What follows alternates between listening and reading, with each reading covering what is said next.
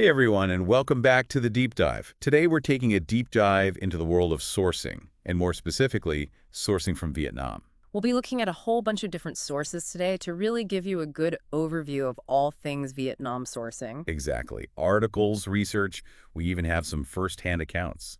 So whether you're already sourcing internationally or just starting out and maybe thinking about Vietnam as a possible option, this deep dive should have something for you. The goal here is to give you the tools to make really good sourcing decisions. And avoid those common pitfalls that can kind of trip businesses up. Exactly. Now, before we get into Vietnam specifically, let's take a step back and just talk about sourcing in general. Sounds good. Our source, what is sourcing, defines sourcing as the process of strategically procuring goods and services from outside suppliers. So it's more than just kind of buying stuff, right? Yeah, it really is. It's about, finding the right suppliers and negotiating the best deals and making sure everything arrives on time and on budget. That can get tricky, especially when you're dealing with, international suppliers. Yeah, You've got different cultures, language barriers, sometimes even political and economic factors to consider. for sure.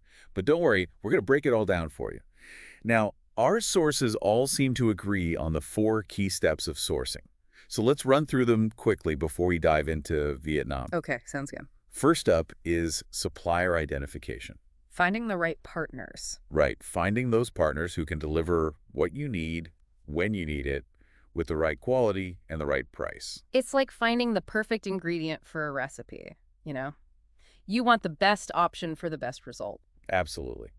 Okay, so after you've identified some potential suppliers, it's time for step 2, supplier evaluation. Now, this is where you've got to do your homework. Yeah, really dig deep. Look into their capabilities, their track record, their financial stability. It's about looking at the big picture, not just the price tag. Making sure they're a good fit for your business, basically. Yeah, and I can't stress this enough. This step is so important. Skipping it or just rushing through it, Yeah. that can cause so many problems down the line. Yeah. I've heard horror stories of businesses who partnered with unreliable suppliers and ended up with, well, a disaster. Products that were completely different from what they ordered. Happens all the time, and it's totally avoidable if you just take the time to properly vet your partners. Makes sense. And remember, supplier evaluation, it's not a one-time thing. Yeah, it's ongoing, right? Yeah, you got to keep an eye on your suppliers, Even after you've partnered with them, things change, markets fluctuate, and you need to make sure they're still meeting your needs. It's an active thing. It's not a set it and forget it thing. Exactly. Okay, step 3, negotiation. This is where things get interesting. It's where you got to put on your bargaining hat, work on those deals. Yeah, get the best possible price, terms, delivery schedules, the whole 9 yards. Exactly. Negotiation can be kind of intimidating, though. It can be, especially if you're new to it. Yeah, and especially when you're dealing with suppliers from, different cultures. For sure. Any tips for us on that? Like how to effectively negotiate with, say, Vietnamese suppliers? Well, first of all, relationships are everything in Vietnamese business culture. It's not just about signing a contract, it's about establishing trust and mutual respect. So you got to build that rapport first. Exactly. Take the time to get to know your potential partners, understand their business practices, and, come to the table with that collaborative mindset. So it's more about finding a win-win situation than just trying to, squeeze every last penny out of the deal. Exactly. And communication is key, always. Be upfront about your expectations, really listen to their concerns, and just strive for clarity in every aspect of the agreement. Great advice. And finally, step 4, logistics and delivery management. This is where the rubber meets the road. Yeah, making sure those goods get from point A to point B on time, in good condition, and without any hiccups along the way. This step is all about execution. All right, you've done the groundwork. Now it's all about making that plan come together. Exactly. That means finding reliable logistics providers, setting up a good tracking system, and being prepared to handle any unexpected delays or problems. Logistics can be pretty complex, especially when you're sourcing internationally. Yeah, you're dealing with different time zones, languages, regulations. Exactly. So it's really important to work with logistics partners who really know what they're doing, especially if they have experience in the specific market you're sourcing from. Okay, so we've covered the 4 key steps of sourcing. Now let's move on to some strategic approaches to sourcing that can really elevate your game. And we'll get into that right after this. Okay, so let's get into some of those strategic approaches. Our sources highlight 4 key strategies. market research, supplier evaluation, which we've touched on a bit already, ethical sourcing, and quality assurance. Those sound pretty straightforward. Yeah. How do they apply specifically to, sourcing from Vietnam? Great question. Let's start with market research. I mean, you wouldn't launch a new product without, first understanding your target market. Right, of course not. You need to know what your customers want. Exactly. So market research, when it comes to sourcing, it's about understanding the Vietnamese market. Okay. It's about, anticipating demand, spotting pricing trends, even getting ahead of those potential supply chain disruptions. Makes sense. There's actually one of our sources mentioned this client. They were struggling to find reliable suppliers, I think it was, for a specific type of fabric. Right. And their market research actually revealed this, like hidden gem of a supplier in Vietnam. And this supplier, not only did they meet their quality standards, but they also offered really competitive pricing and had a great track record. So it's not just about finding a supplier in Vietnam, it's about finding the right supplier. Exactly. And market research can really be your compass to navigate that market. Love that analogy. Okay, so we talked about supplier evaluation earlier, but how does that look different in the context of Vietnam? Well, like we said, it goes way beyond just comparing prices. And one of the sources really emphasized this, the importance of cultural factors. Okay. When evaluating Vietnamese suppliers, it's super important to consider that.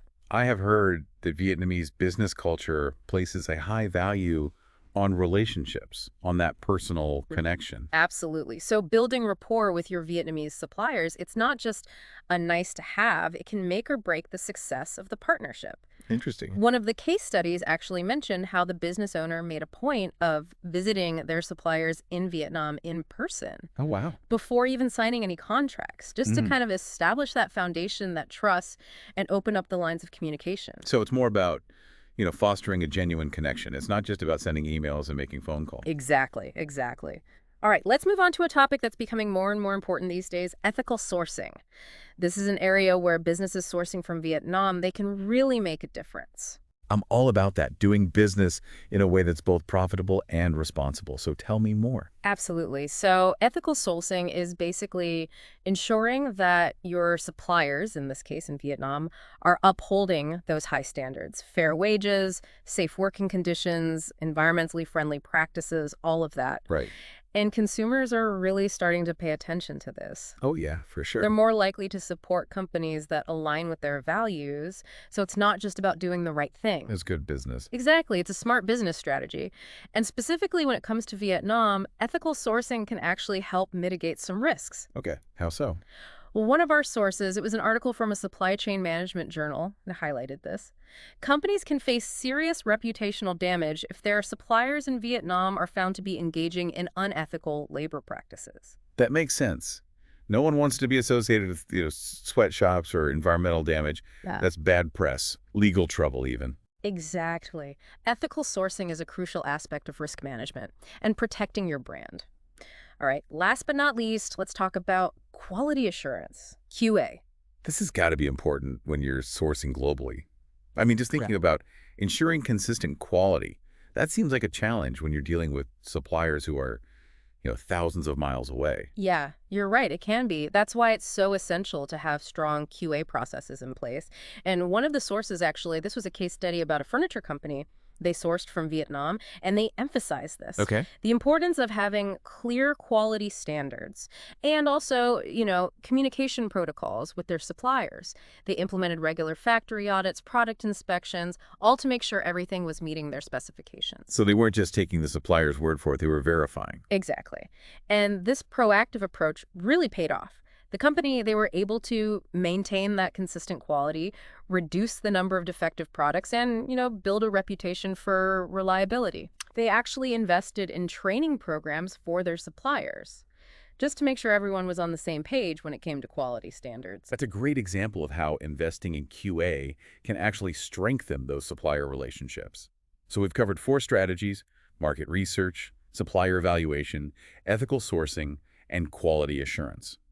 But before we wrap up, I want to talk about something else that our sources touched on: the future of sourcing. It's a pretty exciting time to be in the sourcing world, especially with Vietnam, It's becoming a global manufacturing powerhouse. People are recognizing them for producing high-quality goods and at competitive prices. It sounds like Vietnam is going to be playing a big role in the global supply chain moving forward. Absolutely, which is a huge opportunity for businesses, diversify their sourcing options, tap into this dynamic, growing market. But more opportunity. Hmm. Sometimes that means more complexity. Right, right.